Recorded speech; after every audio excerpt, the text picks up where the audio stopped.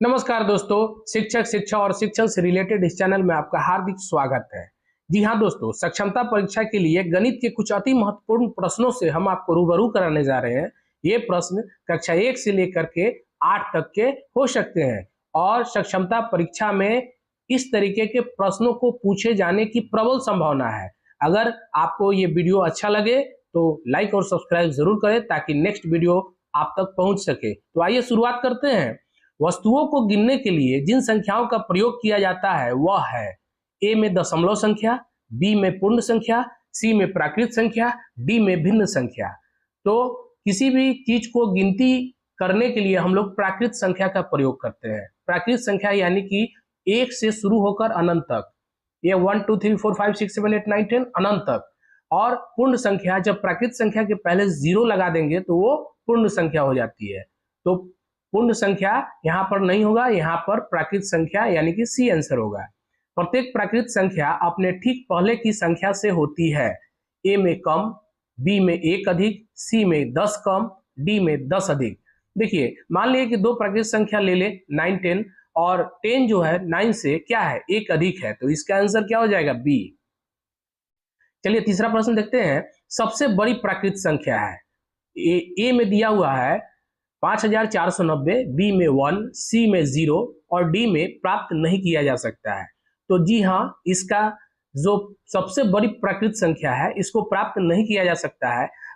अनंत तक जाना है और जहां तक आप पहुंचेंगे फिर उसमें 1 जोड़ देंगे तो आगे बढ़ जाएगा, यानी कि प्राप्त नहीं किया जा सकता है। डी आंसर हो जाएगा। सबसे छोटी प्राकृत संख्या है, हमने आपको अभी थोड़ी देर पहले बताया कि प्राकृत संख्या शुरुआत कहां से होती है, 1 से होती है। 1 2 3 4 सो ऑन। तो यहां पर ऑप्शन दिया हुआ है, ए में 0, बी में 1, सी में 9, डी में बता नहीं सकते। तो इसका आंसर हो जाएगा, सबसे छोटी प्राकृत संख्या 1 है। दो लगातार प्राकृत संख्याओं के बीच का अंतर होता है। दो लगातार प्राकृत संख्या 6 7 ले लिए, अब इनको बीच का अंतर क्या होगा, 7 में से 6 को घटाइएगा तो 1 आएगा, यानी कि 2 का अंतर 10 का, बी में जो 10 का है, सी में 0 का, डी में 1 का। तो 7 8 में से 7 घटाइएगा तो 1 ही ना होगा जी, तो इसका डी आंसर हो गया। अब अगला प्रश्न है 9,99,999,9999, यानी कि इस प्रकार के क्रम को क्या कहते हैं।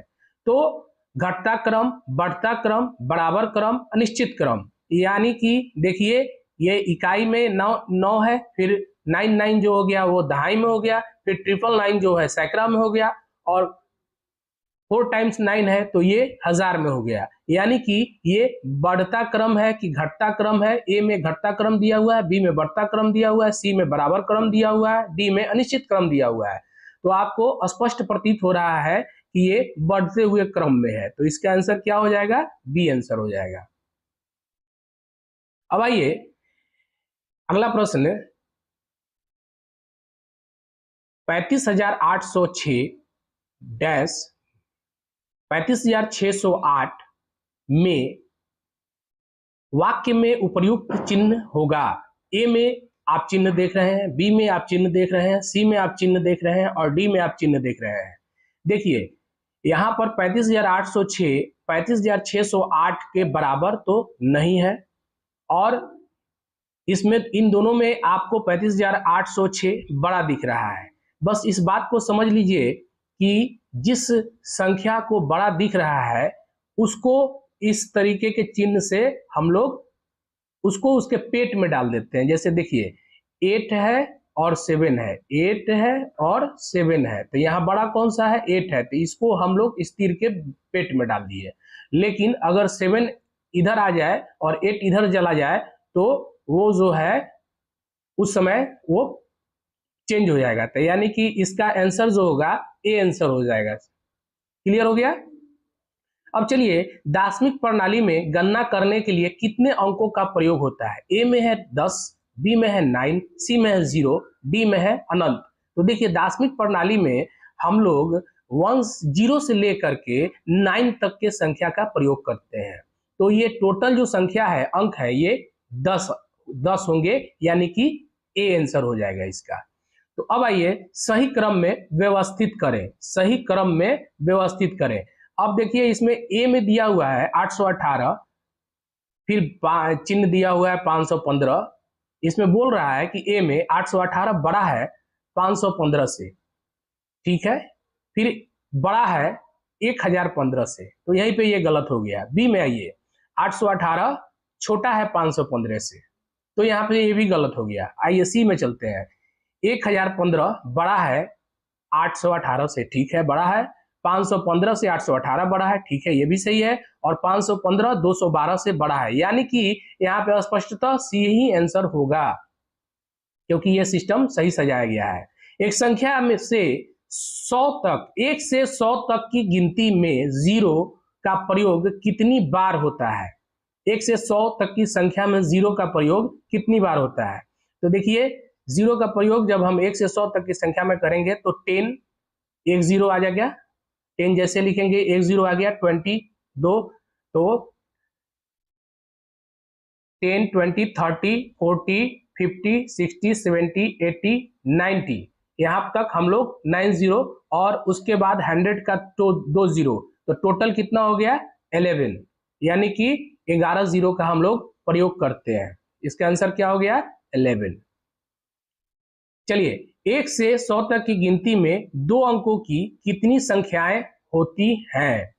अब बताइए कि 1 से 100 तक की गिनती में दो अंकों की कितनी संख्याएं होती है।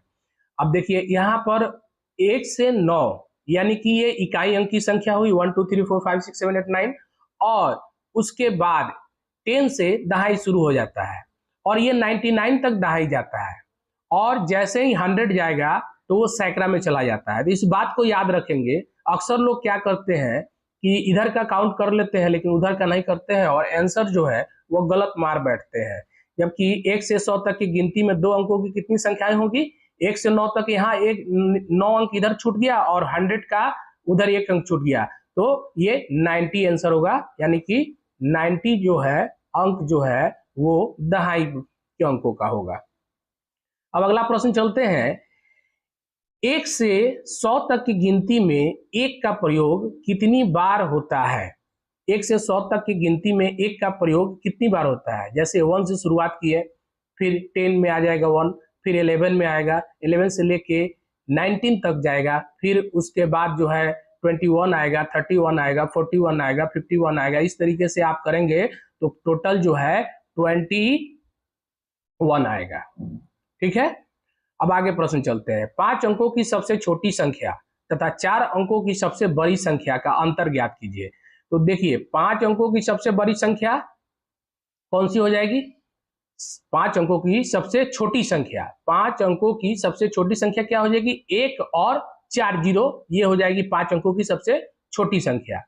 अभी 5 अंकों की सबसे छोटी संख्या क्या हो गई?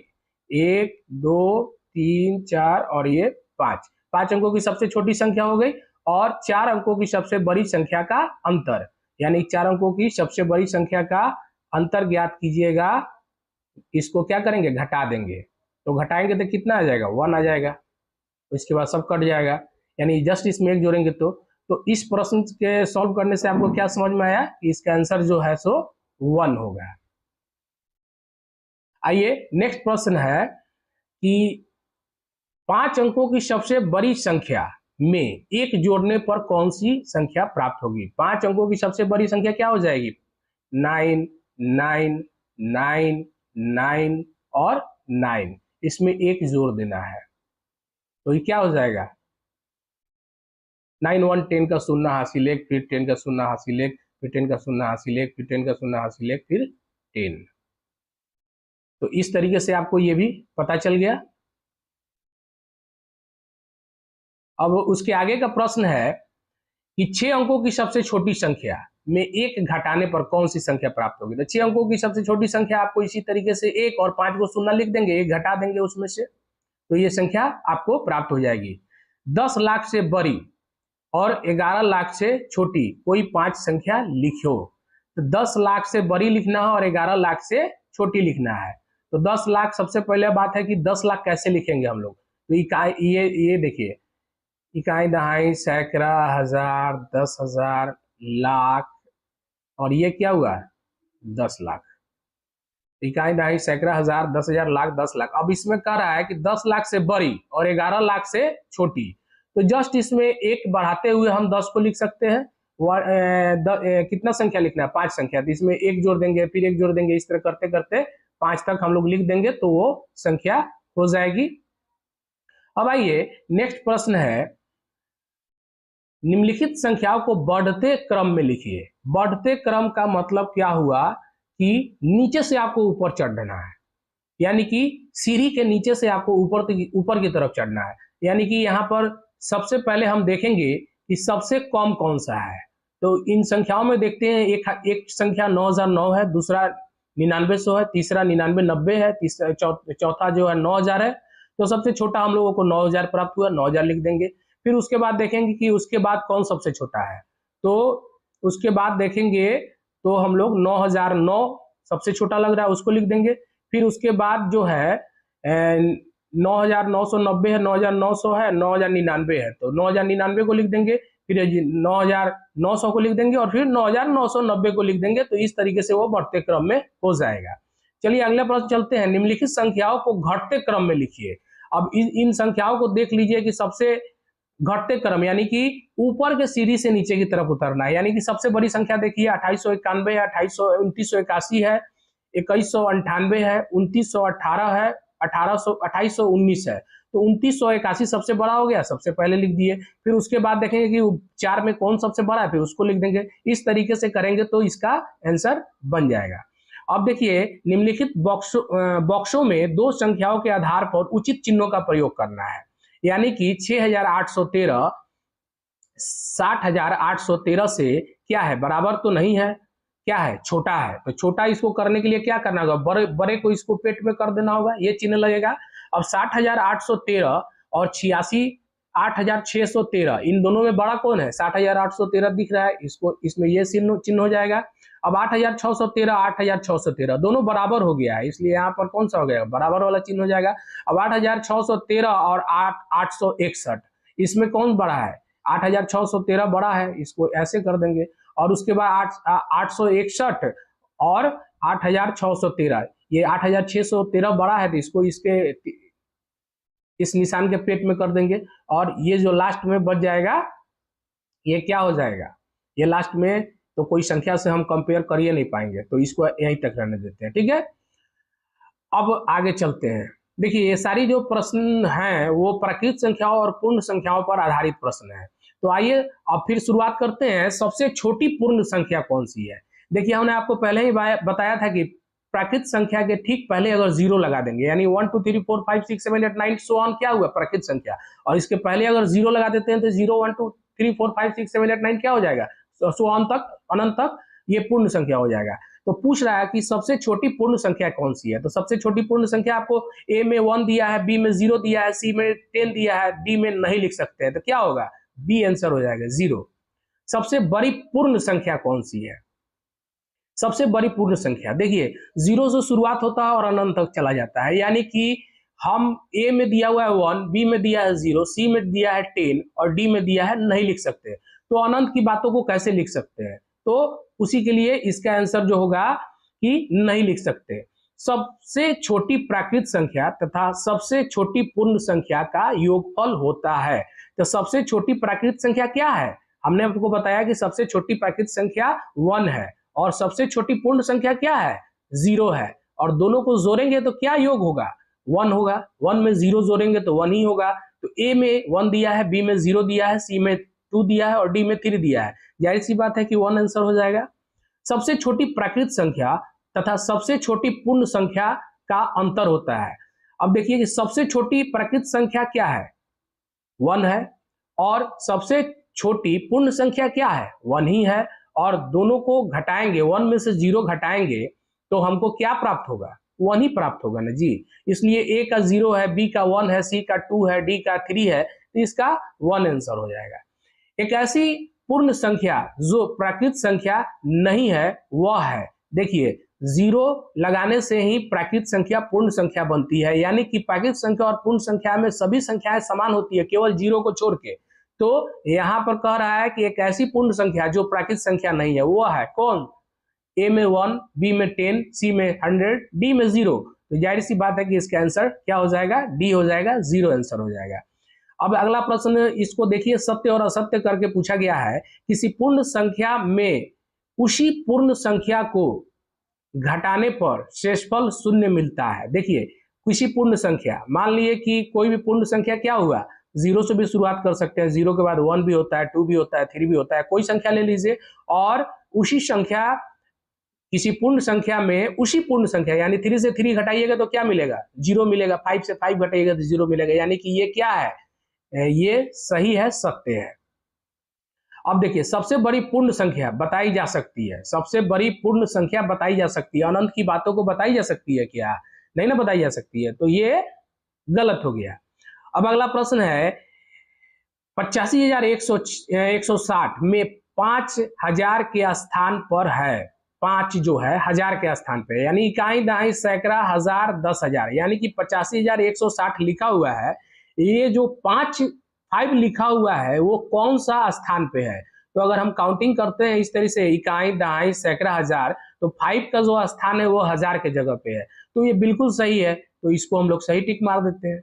50 का पूर्ववर्ती संख्या 49 है। देखिए, 50 के जस्ट पहले का संख्या क्या होगा, पूर्ववर्ती, यहाँ पे शब्द को याद रखना होगा कि पूर्ववर्ती कहेगा कि 51 का पूर्ववर्ती क्या हो जाएगा, 50 हो जाएगा, 99 का पूर्ववर्ती क्या हो जाएगा, 98 हो जाएगा, इस बात को याद, पहले वाला याद रखिएगा। शून्य का परवर्ती संख्या 1 है, परवर्ती, अब देखिए परवर्ती का मतलब क्या हो गया, जस्ट आगे वाला, यानी कि 0 के बाद क्या आता है, 1 आता है, और 1 के बाद अगर परवर्ती संख्या पूछेगा तो क्या होगा, 2 होगा।